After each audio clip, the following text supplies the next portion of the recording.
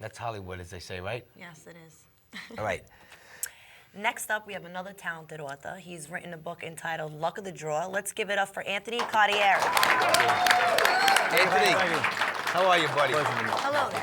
Finally got you down here. Thank you. Thank God. It's good to be on this side of the cameras for a change. Well, Right. listen, Staten Island is a small place. The Department of Sanitation, a bunch of our fellas, you want to give them a shout out? Yeah, because I was working tonight, and I was having a real hard time getting here, but my boy Sal Marchese over there hooked me up. All right, nice. All right, Sal. Chief Russ Taramina of Sanitation, he gave me the night off, so I was able to make it, thank God. And what about my bass player from NYB, Davey D? Davey D, also a member of the Department of You know what? Sanitation, real good man. He tells me he's going to be here all the time. His wife has He him. told me he was going to be His here. wife has him doing the dishes. He told me he was going to be here tonight. I said, Ann, I'm going to be here. I'll sit in the audience. He's not even here. Well, he's retiring in a couple of months, so he's under lockdown. Davey, I'll see you soon. So will I. All right, now listen, the luck of the draw. This is a big buzz. You had a big book opening signing. Where was that, Walden? Barnes & Noble. Barnes & Noble. Richmond Avenue. All right, now listen, how long have you been writing for? I actually started writing in 1997. That was when I did my first book, Our Own Worst Enemy. Toiled with it on and off for a few years. I actually published in 2004. This is the first one that ever got hit on this big of a level. This was published by St. Martin's Press. Now, what is this book about? It's actually a murder mystery, like a serial killer who done it. Guy's going through the 5 boroughs in New York. He's killing people and no discretion at all. Cool. And the police can't find out who he is, obviously, and he's leaving no evidence behind. Fiction or Oh, nonfiction? no, it's fiction. Now, listen, Thank God it's fictional. what kind of research did you do, actually, to put this book together? My father is a 26-year member of the NYPD. He was a detective in the DA's office. Retired now, but he walked me through crime scenes. And he showed me police procedure, lingo, radio procedure, and basically what they look for at crime scenes, so I can make it authentic. He gave me a couple of his stories. I incorporated it into the book. Nice. And yeah, they call it, I got a 5-star review on it. They called it a chilling police procedural. Wow. So if you want to read something that's very authentic to the job of the NYPD, of how they're going to try to track down the killer, Cool. probably Good for enjoyed you. it. Definitely. Now, how'd you get yourself into the St. Martin's Press with the book without an agent? Yeah, no, it's like a 1 in a billion shot. That's a story in itself.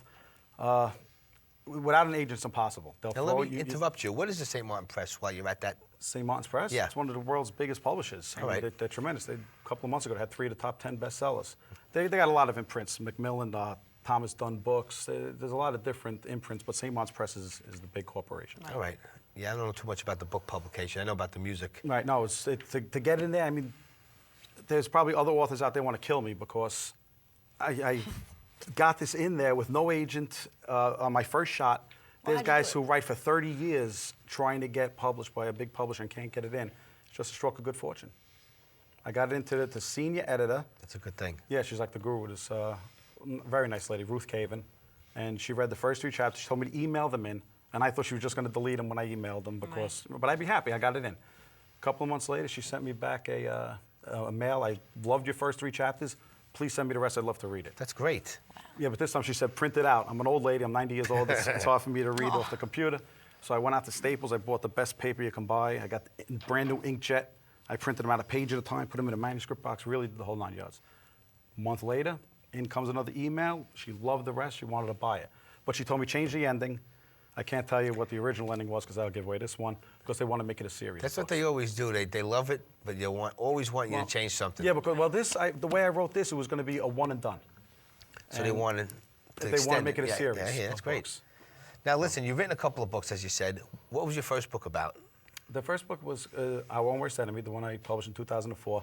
It's actually a book about, it's like you're going to think it's an alien book when you start to read it, but it actually morphs into that there really are no aliens. It's actually future humans that have evolved that way. All right. That this is what they're coming back, and they're time traveling, and they declare civil war from their time against ours, and it's a war between our 2 peoples. Oh, wow. Of them against us. Sounds interesting. But that one's one I think had my greatest ideas in it. I mean, this is great. This is Well, you have the a totally sequel there. different. Yeah, but this is a murder mystery. That's a sci-fi. So it's I tend to write to the idea more than the specific genre.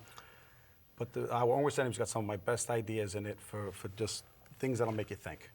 Yeah, I could see a movie for that already. So. For either one of them, Yeah. yes. This one has right now serious movie interest. Let me just show the cover if I may, please. Pretty cool. Let's get a Give me a close-up shot on on this that. cover, guys. Right now we have some serious, I can't name the studio because it might kill the deal, but a major Hollywood studio. This just won a, no, I'm not going to say a contest, but the monthly executive meeting. This one beat out all the other executives' ideas that they pitched to the big guy.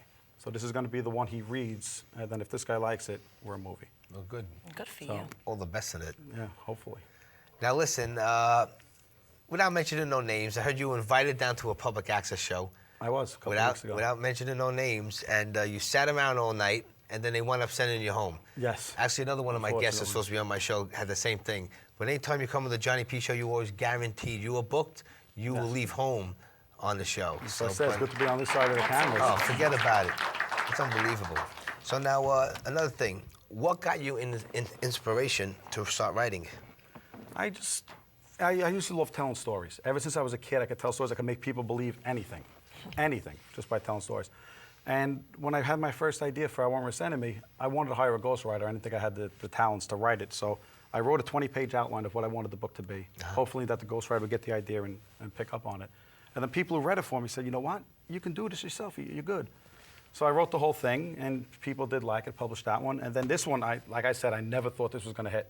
I had all my friends' names in here, friends you couldn't even pronounce their names. All my friends' names were in here. And they asked me to change them because they're hard to say. Yeah. But I never thought it was going to hit. I just thought it was going to be something that went out to my friends. Right. But stroke of unbelievable fortune. Now, what do you have One plans and in the future with this? Anything? I got a new? sequel for this one day. My contract called for a sequel. All right. It's been written. The publisher has it. Hopefully this one sells well, and the sequel will go through the publication. They're a business. They're not a charity, so they're not going to just publish it for me just because, I'm a nice guy. They're going to want to see sales. Now, where can people buy this? What stores? Or is it online on your website? Yes, Barnes & Noble. All the Barnes & Nobles throughout the city have it. Amazon.com, anywhere on the internet. Any bookstore on the internet, Amazon, Borders, Alibri, All Books, you name it, they'll have it. You can get it through them. Great. What about your website? On my website, Yeah. you can just AnthonyCardieri.com. You just take out the J. If you want to, AnthonyCardieri.com. If you want to even email me, I'm not like one of those authors like Grisham who sits up in his ivory tower sneering down on his people. You can actually email me, talk to me about the book. I'd love to hear from you. I love having conversations about the book with anybody. Anthony J. Cardieri at AOL or Anthony Cardieri at AOL. Be a pleasure to speak to anybody about the book. Now listen, let's take a minute.